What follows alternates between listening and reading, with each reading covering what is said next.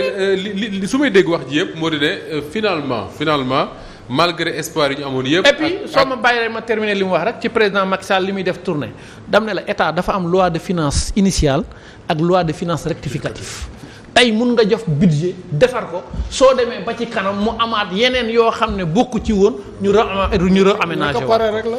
Alors est-ce que ce n'est pas décevant quand même qu'on en arrive à ce que des députés sax taxaw ne dañoo bëgg liggéey na parce que message bi c'est ça. mooy des députés qui viennent à l'Assemblée pour dire que dañoo bëgg.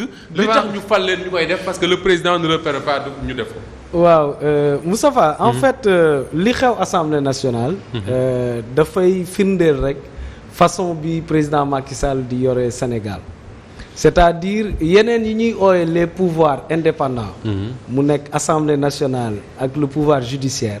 En fait c'est des pouvoirs yoo xam ne dañoo inféodé au pouvoir exécutif.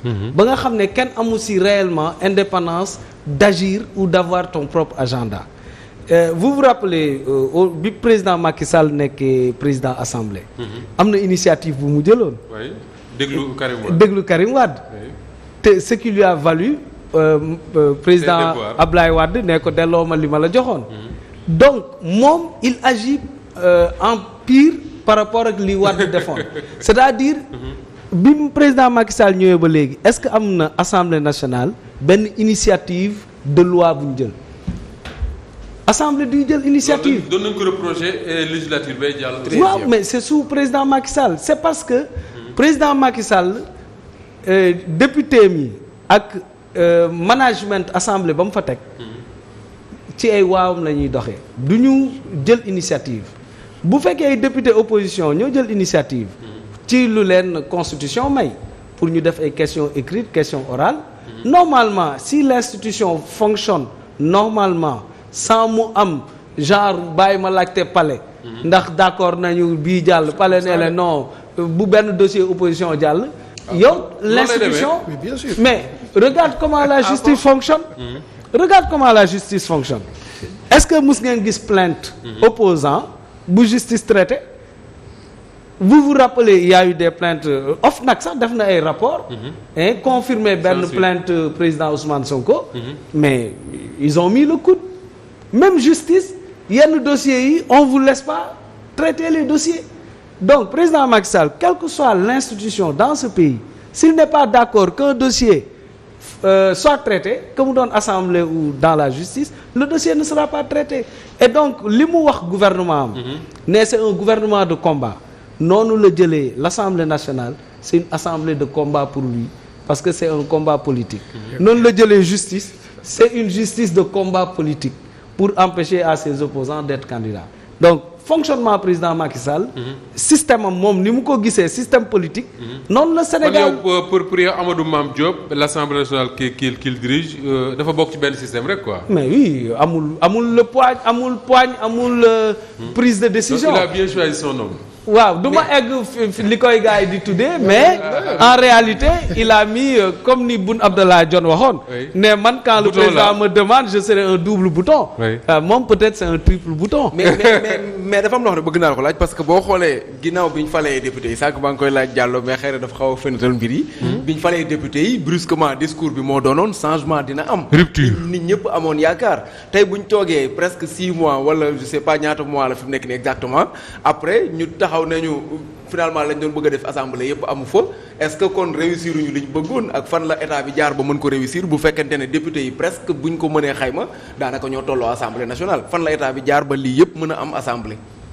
est-ce que waaye yeewi néew ñu yàcc ne yasa Mad non ñun ñu ngi def. non Mad waaw en fait bon c'est vrai qu'il y a une déception au niveau de l'opposition parce que ñun ñëpp on a battu campagne sous la bannière de l'intercoalition Yewwi Wallu. Oui. Normalement on espérait que quand on arrive on est 80 députés. intercoalition bi continuer. ou intercoalition bi dinañ defandoo des actions. conjuguées ensemble. Oui. pour un peu affaiblir le pouvoir. et que 2 députés yi flotté dinañ am chance benn moment benn député bi. mais c'était ça d'ailleurs lañ voilà mais malheureusement moi je sais pas ce qui se passe. xawma au niveau des responsables ils se parlent pas. mais c'est dommage. est-ce que Wallu joue le jeu? Est-ce que Wallu voilà c'est ça la question. En tout cas on ne sait pas là où le bas blesse mais daal y a un problème. alors Mohamed Diagne quelque part l'Assemblée nationale bii ñu yor nii Issa Tine mi ngi koy wax sànq am na yaakaar bu bari lu ci amoon. tey jii bu ñu gisee député yi rien que l'image montre que ni yaakaar bi amoon tas na est-ce que mën nañu xam à qui la faute est-ce que c'est la faute à un système établi teg ko par président Macky Sall est-ce que c'est la faute du président de l'Assemblée wala boog député Yewwi principalement ñoom ñoo xamul dëgg-dëgg lan mooy seen rôle. merci Moustapha xam nga d'abord dama bëggoon rek ñu xoolaat image yi tuuti. booy xool li nekkoon ci buntu assemblée. su matee ay 12 députés ca lay toog. on me parle des députés de l'opposition. qui sont au nombre de 80 si je ne me trompe pas. et qui ne le sont plus et je relativise là-dessus dinaa ci ñëwaat. qui ne le sont plus. des députés de l'opposition. oui je vous le dis da ngeen di tooj waa kër comment dirais-je. les gens de Wallu rek. mais de Yewwi d'abord day commencer. des députés de Yewwi. de Yewwi d'abord day commencer. qui ne sont plus de l'opposition. fii ñaata député nga fi gis. de 12 ou 13. une trentaine. Ah bon, j'en arrive. waa diaspora c'est juste 10 ou 15 députés qui étaient là. Oui. Qui étaient en train de faire leur macadam. Maintenant. loolu la wax de fay jóge na ko wax de. maintenant après mu nga wax. maintenant dafa am loo xamante ni il faut que ñu leeral ko. La séparation des pouvoirs du lu fi Macky Sall indi le président Macky Sall indi lu mu fekk ci réew mi la. mais il faut aussi ñu comprendre de quelle séparation la ñuy wax. parce que entre l'exécutif et la législature. mënuñu nekk des ennemis. ce n'est pas possible. c'est une collaboration intelligente. de l'État. gis nga waaye yii il faut ñu jàngi État. il faut ñu jàngi xam État ni muy doxee. le président Macky Sall mënul nekk dans une majorité. qui a gagné l'Assemblée nationale qui préside aux décisions de l'Assemblée nationale. ñu ni majorité boobu nekk ci Assemblée nationale bi ak exécutif bi nekk ci exécutif bi dañu war a di fantasiro fu réew mi jëm fan la réew mi jëm. bi mu fi xawee en 1960 gis nañ fi réew mi toog fi jafe-jafe yi ñu ci am. 62 autant pour moi. donc intelligence boobu ci la président Macky Sall di liggéey. le président Mame Diop. il n'est pas de l'opposition il est du pouvoir. ci pouvoir bi la bokk. su fekkente ni opposition bi indi nañ loo xamante ni jàpp na ni lii ñu indi. moom ci xalaatam jàpp na ni baaxul. waxaat sax le président Macky Sall da koy apprécier avec les techniciens yi mu àndal. ak ses conseillers yi mu àndal. ak la majorité bi mu àndal. ñu apprécier ko joxe ci seen position. maintenant li moom bu naa ma expliqué tout à l'heure par rapport au fonctionnement. du bureau de l'Assemblée nationale nit mënu ci dindi dara. parce que noonu lay doxee ñoom dafa am ñu jiital tabbaleen ay poste vice-président tabbaleen ay poste comment dirais secrétaire élu. ñu nekk ay membres du bureau. gis nga diplomatie bi ñu doon wax nii. dafa am sax une diplomatie parlementaire parce que ci liggéeyu parlement bi la bokk. l'Assemblée nationale du dem voter budget rek ñëw toog. c'est un travail. L'Assemblée nationale a pratiquement plus de 400 et quelques autant pour moi 300 et quelques agents dans l'administration. donc dañu liggéey dafa am liggéey bu fa am. loolu bu nit ñi di liggéey non maa ngi ñëw rek dafa am liggéey bu fa nekk nit ñi di ko liggéey te ñoom xam nañ ci dara parce que ñoom ñi jot a ñëw député. gis nañ personnel baa ngi jooy de waaw laisse-moi terminer rek mon cher. yaa moo xam nga ci dara mu ne la personnel baa ngi jooy. dama ni yéen xam ngeen ci dara. allez-y parce que yéen a ngi assemblée nationale. bien sûr maintenant que des députés am nañ seen bëgg-bëgg déposer ay mbir c'est le droit le plus absolu. mais li moom mun a am aussi wax dafa am solo. amul dara lu leen tënk ñoom. pour que le travail de contrôle bi ñu war a def. ñu def ko en tant que député. et le président Mame Diop. il a bon dos. mais c'est quelqu'un qui est très serein. li muy def ci liggéeyam moo ngi koy def ca na mu ko war a defee. il est en parfaite intelligence et en parfaite collaboration avec le président Macky Sall et la majorité. mais est-ce que c'est normal décembre ba léegi dégg ñu assemblée ci benn activité. xam nga est-ce que c'est normal. su fekkee ne il est serein il fait son travail ni mu ko war a defee. mais xam nga li la moom bu naa ma expliqué tout à l'heure. wax naa la tout à l'heure nit mënu ci dindi dara.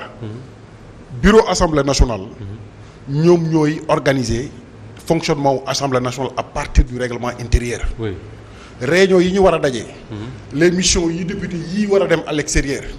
et cetera loolu le bureau moo koy décider. en parfaite collaboration avec l'administration de l'Assemblée nationale.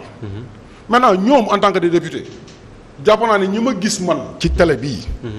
ñu taxaw ci grille wu assemblée nationale bi à l'exception de peut-être 3 ou 4 yoo xamante ni xëy na mënuma xamaluma leen loolu un Guy Marius Sagna par exemple il a la bougeotte je m'excuse du terme kenn mënu ko tere cëppi-cëppi c'est-à-dire bu cëppi-cëppi amul sax dina créer les conditions du cëppi-cëppi les députés qui sont responsables yi nga xam ne vraiment jàpp naa ni ils sont responsables à la limite quelques-uns yu nekkoon ci grille bi yoo xamante ni jàpp naa ni c'est des responsables mais yóbbu nañ leen ci erreur boo xamante ni jàpp naa ni doon seen cër puisque lu ñuy kaas le président Mame Diop mënu leen ko bañal moom mii mënuñu ko bañal qu'un député dépose quelque chose mais ki nga déposer lettre wala nga déposer ko comment dire question mais tu peux pas le forcer à répondre non xaaral ma ñëw je m'explique pourquoi je dis ça. Tu peux pas le non baal ma ñëw. ñu daane la foofu. il a l'obligation de te répondre. da nga jël sa temps yow pour bind une lettre déposer ko bind ay questions déposer ko ci table président de l'Assemblée nationale. mais le président de l'Assemblée nationale c'est en fonction de son calendrier c'est en fonction du temps bi ko la loi permettre ci la lay tontu. mais est-ce que c'était pas voulu comme ça est-ce que du lii la ko il a avancé un peu. Non, l'Assemblée a même le droit de ne pas donner suite à ça. D'accord. mais est-ce que